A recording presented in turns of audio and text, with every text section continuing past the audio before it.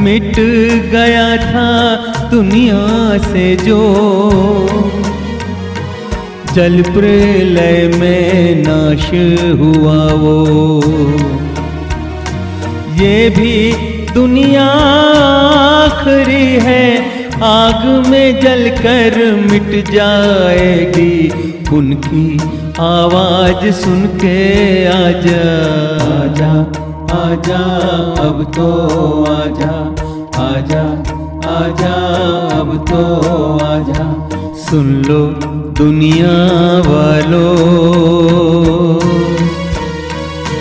तुझको बचाने ईश्वर पुत्र आया है।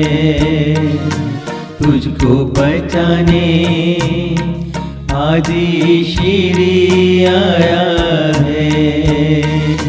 सुन लो दुनिया वालों,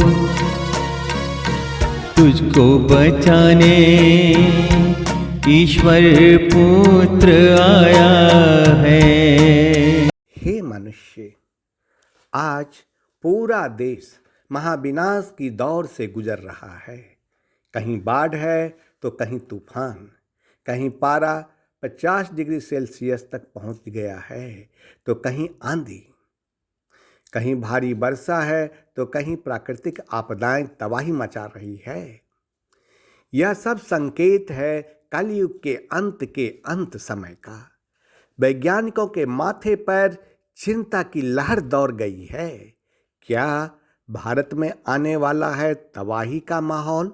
अलग ही चल रहा है।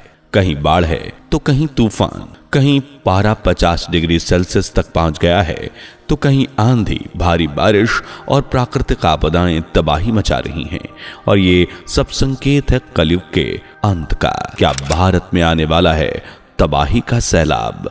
क्या महाप्रलय की शुरुआत हो चुकी है? भारत के सबसे बड़े राज्य उत्तर प्रदेश, राजस्थान, गुजरात, महाराष्ट्र, बिहार और यहाँ तक कि उत्तराखंड जैसे राज्यों में भी पारा 50 डिग्री के करीब पहुंच रहा है। राजस्थान का चुरू तो 50.5 डिग्री सेल्सियस टेम्परेचर तक तप रहा है। वहीं केरल में बादल फटने के कारण चारों ओर पानी ही पानी नजर आया। हालात बाढ़ जैसे बन गए, जबकि साइक्लोन रेमल के कारण असम, नागालैंड, मणिपुर और पश्चिम बंगाल जैसे राज्यों में भारी बारिश और तेज हवाओं ने खूब तबाही मचाई। कच्चे घर खिलौनों की तरह पानी में बहते नजर आए। वहीं गाड़ियां भी पानी के बहाव के साथ मामूली खिलौनों की तरह बहने लगीं। कहीं पहाड़ गिर रहे हैं तो कहीं चट्टानें टूट कर गिर रही हैं। कहीं ब्रिज टूटकर बीच से अलग हो रहे हैं तो कहीं पानी ने लोगों का जीना मुहाल कर दिया है। क्लाइमेट के ये अलग अलग नज़ारे आज लोगों को डरा रहे हैं।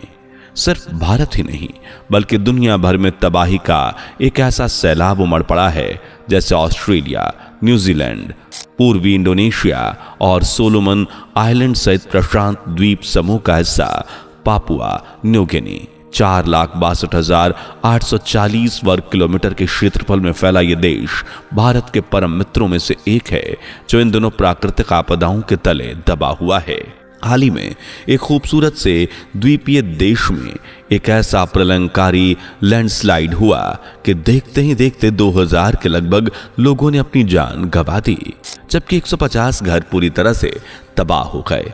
ये कुछ भी नहीं, पेंगा प्रोविंस के यांबाली गांव का अस्तित्व तो कुछ ही मिनटों में खत्म हो गया। मलबे के नीचे दबे हजारों लोगों की चीखते हुई आवाजें वैज्ञानिकों को डरा रही हैं। पूरा देश खौफ के साए में है क्योंकि वैज्ञानिकों ने चेतावनी दी है कि ये तो बस शुरुआत थी, अभी तो और तबाही मचेगी, क्योंकि इससे भी भयंकर लैंडस्लाइड की घटना पापुआ न्यू गिनी में घटना अभी बाकी है। अगला लैंडस्लाइड भी कभी भी हो सकता है और वो इतना प्रलंकारी होगा कि हजारों नहीं लाखों लोग प्रभावित होंगे। घर मलबे में रेत के घरों की तरह दबकर बिखर जाएंगे। दुनिया के अलग अलग हिस्सों में हो रही ये प्राकृतिक आपदाएं इस बात का सबूत हैं कि दुनिया का अंतिम दौर अब आ चुका है। क्या सारी दुनिया में आने वाला है तबाही का सैलाब? क्या महाविनाश की शुरुआत हो चुकी है? वो समय जल्द ही आने वाला है जब कलयुगी मनुष्य अपनी किए के लिए रहम की भीख मांगेगा, लेकिन उसे नहीं मिलेगा।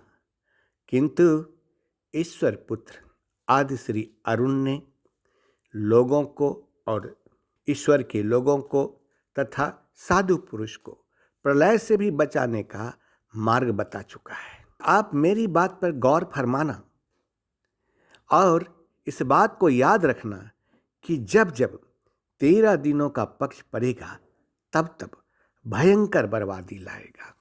हे मनुष्य, यह जान लो कि मृत्यु का नाश संभव है। सब प्रकार के दुख, संकट एवं पीड़ाओं का अंत संभव है।